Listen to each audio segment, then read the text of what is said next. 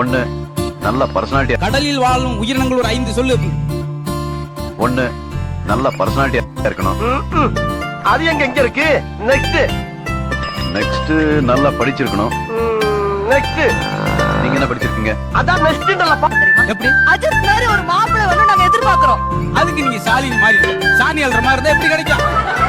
பெண்ணும் நாங்க எப்பேற்பட்ட மாப்பிள்ளை எதிர்பார்க்கிறோம். கடலில் வாழும் உயிரினங்கள் ஒரு 5 சொல்லு. பசு பசு முடிச்சிருக்கான். என்னடா இதுக்கு முட்டாள் கூட பதில் சொல்லுவாங்க. அதே சார் நான் சொல்லல. நல்லா யோசிச்சு சொல்லு. அதுக்கு முடிச்சான். என்னப்பா சொல்லு.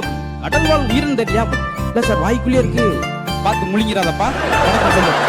சரி, நீங்க உங்களை லவ் பண்றீங்க, அவங்க உங்களை லவ் பண்றாங்களா? லவ் பண்ணாம டெய்லி டேட்டிங்லாம் போவாங்க.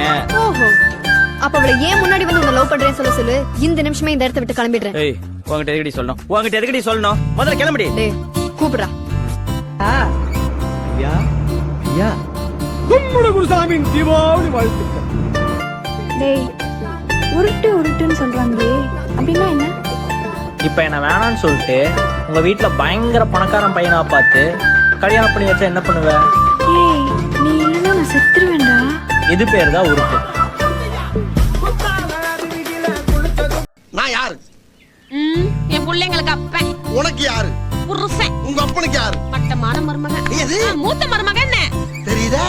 உன் பிள்ளைகளுக்கு அப்பே, உனக்கு புருஷன், உங்க அப்பனுக்கு மருமகன். இப்படி 3 போஸ்டிங்க முழுசா வச்சுட்டு நாயா அலையிறேன். அழகா அழகா, நான் ஒரு நல்ல காரியத்துக்காக வெளில போறேன். எதிரில வந்து நின்றாத. உன் முகத்தை பார்த்துட்டு போனா ஒரு காரியமும் நடக்காது. உங்களுக்கு நல்லாவே தெரியல. அதனால பஸ் கடியில ஒரு ஓரமா போய் படுத்துக்க. பூவை நீ பூமடல் பூவுடல் தேன்கடல் தேன்கடலில் தினமே குளித்தால் மகிழ்வே.